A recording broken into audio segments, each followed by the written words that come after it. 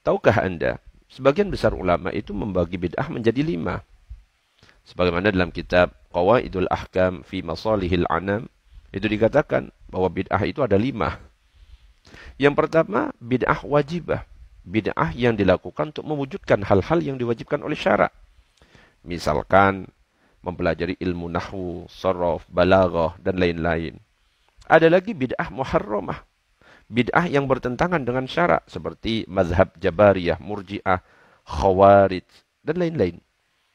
Ada lagi bid'ah mandubah. Segala sesuatu yang baik, tapi tidak pernah dilakukan pada masa Rasulullah. Misalkan sholat tarawih berjamaah sebulan penuh, mendirikan pesantren, madrasah. Ada lagi bid'ah makruhah, seperti menghiasi masjid dan hiasan yang berlebihan. Dan ada juga bid'ah mubahah, seperti berjabat tangan setelah sholat, makan makanan yang lezat, dan lain sebagainya. Mudah-mudahan manfaat untuk kita semuanya. Bismillahirrahmanirrahim. Assalamualaikum warahmatullahi wabarakatuh. Bismillah, alhamdulillah, wassalatu wassalamu ala rasulillah, amma ba'd. Sahabat muslim, pembahasan kali ini kita akan mencoba mendudukan perkataan ulama besar, bahkan disebut Sultanul Ulama, yaitu Al-Izz bin Abdussalam, tentang pembagian bid'ah menjadi 5. Pembahasan ini saya nukilkan dari terjemahan kitab Al-Luma' fil Rud ala Muhassini Al-Bid'ah karya Abdul Qayyum bin Muhammad bin Nasir As-Sahibani. Sahabat muslim, perkataan Al-Izz bin Abdussalam tentang bid'ah, bahwa bid'ah itu terbagi kepada bid'ah yang wajib, bid'ah yang haram, bid'ah yang sunnah, bid'ah yang makruh, dan bid'ah yang mubah. Dan cara untuk mengetahui hal tersebut, maka bid'ah tersebut harus dikembalikan kepada kaidah-kaidah syariat. Maka jika bid'ah tersebut masuk dalam kaidah yang wajib, maka itulah yang dinamakan dengan bid'ah wajibah. Apabila dia masuk pada kaidah yang haram, maka itulah bid'ah muharramah. Jika ia masuk dalam kaidah sunnah, maka itulah bid'ah mandubah atau sunnah. Dan jika masuk dalam kaidah mubah, maka itulah bid'ah yang mubah. Nah, sahabat muslim, bantahan hal tersebut adalah yang pertama. Sesungguhnya kita tidak diperbolehkan untuk memperhadapkan sabda Rasulullah SAW dengan perkataan seorang pun dari manusia, siapapun orangnya. Dan hal ini telah banyak diperingatkan berulang kali sebelumnya. Yang kedua, berkata Imam Asy-Syatibi, sesungguhnya pembagian tersebut adalah pembagian yang diada-adakan, tidak ada satupun dalil syar'i yang mendukungnya. Bahkan pembagian itu sendiri saling bertolak belakang. Sebab hakikat bid'ah adalah jika sesuatu itu tidak memiliki dalil yang syar'i, tidak berupa dalil dari nas-nas syar'i, dan juga tidak terdapat dalam kaidah-kaidahnya. Sebab seandainya terdapat dalil syar'i tentang wajibnya, atau sunnahnya, atau bolehnya, niscaya tidak mungkin bid'ah itu ada. Dan niscaya amalan tersebut masuk dalam amalan-amalan secara umum yang diperintahkan atau yang diberikan pilihan. Karena itu, maka mengumpulkan beberapa hal tersebut sebagai suatu bid'ah, dan antara keberadaan dalil-dalil yang menunjukkan wajibnya, atau sunnahnya, atau bolehnya, maka semua itu merupakan pengumpulan antara dua hal yang saling menafikan. Yang ketiga, bahwasanya bid'ah yang dimaksudkan oleh Al-Izz bin Abdussalam adalah bid'ah menurut pengertian bahasa, bukan menurut pengertian syara. Dan yang menunjukkan hal tersebut, yaitu bahwa dia adalah bid'ah menurut bahasa, adalah contoh-contoh yang dipaparkan terhadap pembagian-pembagian tersebut. Maka bid'ah yang wajib beliau contohkan dengan menekuni ilmu nahwu, yang dengannya firman Allah dan sabda Rasulnya SAW bisa dipahami. Lalu apakah kata menekuni ilmu nahwu itu merupakan bid'ah menurut syariat? Ataukah ia justru termasuk kepada kaidah yang mengatakan ma la yatimul wajibu illa bihi fahuwa wajib?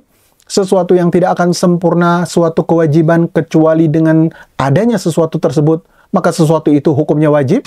Nah, sahabat muslim, ketahuilah bahwasanya mungkin dapat kita katakan mengenai ilmu nahwu bahwa ia memang merupakan bid'ah menurut tinjauan bahasa. Akan tetapi hukum-hukum syar'i itu ditetapkan dengan pengertian-pengertian menurut syariat, bukan dengan menggunakan pengertian menurut bahasa. Sebagai contoh, bagi bid'ah yang mendubah atau sunnah, beliau mencontohkannya dengan sholat tarawih, pembangunan sekolah-sekolah, dan pembicaraan mengenai tasawuf yang terpuji. Semua itu bukanlah merupakan bid'ah di dalam agama. Sholat tarawih telah ada contohnya dari perbuatan Nabi SAW, sebagaimana yang telah kita bicarakan dalam pembahasan syubhat ketiga atau dalam video-video sebelumnya. Sedangkan pembangunan sekolah-sekolah adalah wasilah atau sarana untuk menuntut ilmu dan keutamaan ilmu serta mengajarkannya, dan itu tidak dapat kita pungkiri. Serta pembicaraan tentang tasawuf terpuji yang tadi dicontohkan telah diketahui sebagai bagian dari nasihat. Nah, sahabat muslim, adapun bagi bid'ah yang mubah atau boleh, beliau memberikan contoh yang banyak terhadap kelezatan-kelezatan. Dan hal ini bukanlah merupakan bid'ah menurut agama. Bahkan jika ia sampai kepada derajat yang israf atau berlebih-lebihan, maka ia termasuk kepada hal yang diharamkan, yang masuk dalam suatu bentuk kemaksiatan, bukan termasuk bid'ah. Dan ada perbedaan antara kemaksiatan dan bid'ah. Imam Asy-Syatibi telah membahas contoh-contoh tersebut dalam pembahasan yang panjang. Yang keempat, bahwasanya telah ada riwayat mengenai Al-Iz bin Abdus Salam rahimahullah bahwa beliau adalah orang yang dikenal sebagai pemberantas bid'ah dan orang yang sangat melarang hal tersebut serta mentahzir atau memperingatkan dari bahaya bid'ah. Sungguh beliau pernah melarang beberapa hal yang dinamakan oleh ahli bid'ah dengan bid'ah hasanah. Syihabuddin Abu Syammah, salah seorang murid dari Al-Iz, itu berkata, beliau adalah orang yang paling berhak menjadi khatib dan imam. Beliau telah menyingkirkan banyak bid'ah yang pernah dilakukan oleh para khatib dengan pukulan pedang di atas mimbar dan lain-lain. Dan beliau pernah mengungkapkan kebatilan 2 salat pada pertengahan bulan Sya'ban, yaitu nisfu Sya'ban. Dan beliau melarang keduanya. Berikut akan kita kutip perkataan beliau yang menunjukkan bahwa beliau adalah orang yang memerangi dan melarang bid'ah. Yang diantaranya adalah apa yang dinamakan orang dengan bid'ah hasanah. Namun demikian, Al-Iz bin Abdus Salam tetap mengingkarinya. Di antaranya adalah bahwasanya beliau pernah ditanya tentang bersalam-salaman setelah selesai sholat subuh dan asar. Maka beliau pun kemudian berkata, bersalam-salaman setelah sholat subuh dan asar adalah merupakan salah satu dari bid'ah, kecuali bagi orang yang baru datang yang belum sempat bertemu dan berjabat tangan dengannya sebelum sholat. Sebab bersalam-salaman disyariatkan oleh agama ketika baru bertemu. Dan adalah Nabi biasanya setelah sholat itu berzikir dengan zikir-zikir yang syar'i dan beristighfar 3 kali kemudian bubar dari sholatnya. Dan diriwayatkan bahwa beliau membaca yang artinya, wahai Tuhanku, jauhkanlah dari azabmu di hari engkau membangkitkan hamba-hambamu. Dan segala kebaikan hanyalah dengan mengikuti Rasulullah.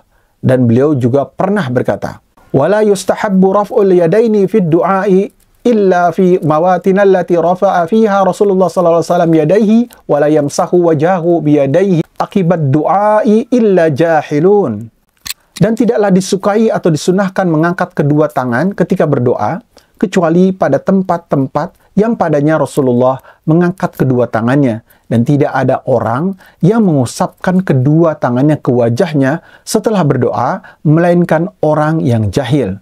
Dan beliau berkata, dan tidak disyariatkan membaca sholawat kepada Rasulullah dalam doa kunut. Mungkin yang beliau maksudkan adalah kunut di salat subuh, sebab beliau bermazhab Syafi'i. Sedangkan mereka mengatakan bahwa hal tersebut disyariatkan. Dan sholawat kepada Nabi tidak boleh ditambah atau dikurangi sedikit pun. Nah, sahabat muslim, ketika mengomentari perkataan beliau ini, Syekh Al-Albani berkata, di dalam perkataan beliau ini terdapat isyarat bahwasanya kita tidak memperluas istilah bid'ah hasanah sebagaimana yang dilakukan dan dikatakan orang pada saat ini. Saya katakan, dari apa yang telah dibahas, maka menjadi jelaslah bahwasanya yang dimaksudkan oleh Al-Iz bin Abdus Salam dalam pembagian beliau terhadap bid'ah adalah bid'ah secara bahasa, bukan merupakan pengertian bid'ah menurut agama.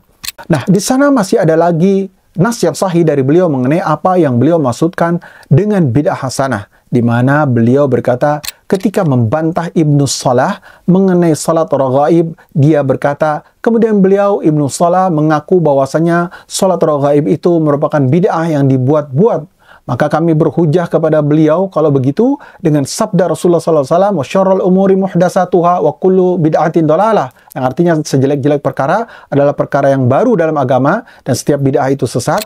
Dan telah dikecualikan dalam hadis tersebut adalah bid'ah hasanah dari bid'ah dhalalah, yakni semua bid'ah yang tidak menyelisih as-sunnah, bahkan ia sesuai dengan sunnah. Maka jenis bid'ah yang lain masuk kepada keumuman sabda beliau, wa syarrul umuri muhdatsatuha wa kullu bid'atin dhalalah. Dari sini kami katakan perkara yang ada kesesuaian dengan as-sunnah, apakah boleh kita katakan sebagai bid'ah menurut agama? Maka perhatikanlah perkataan Al-Iz mengenai pengertian bid'ah hasanah, yakni tidak menyelisih sunnah, bahkan sejalan dengan as-sunnah itu sendiri. maka apa saja yang sesuai dengan as-sunnah sudah pasti tidak termasuk dalam kategori bid'ah menurut syariat, namun terkadang merupakan bid'ah menurut pengertian secara bahasa. Maka sudah sangat jelas apa yang dimaksudkan oleh Al-Izz dengan bid'ah hasanah, bid'ah wajibah, bid'ah mustahabbah, dan bid'ah mubahah yang boleh adalah secara bahasa dan makna bahasa. Adapun secara istilah agama, maka semua bid'ah itu sesat. Dan dari sini jelaslah bahwa perkataan bid'ah hasanah dalam agama merupakan salah satu di antara sebab-sebab utama terjadinya pembauran antara makna secara bahasa dan istilah agama terhadap makna bid'ah yang terdapat dalam asar-asar serta perkataan sebagian ahli ilmu. Maka barang siapa diberi taufik untuk dapat membedakan antara ini dan itu, maka syubhat-syubhat tersebut akan hilang dari dirinya dan menjadi jelaslah baginya permasalahan tersebut. Demikianlah, semoga bermanfaat. Barakallahu fikum. Assalamualaikum warahmatullahi wabarakatuh.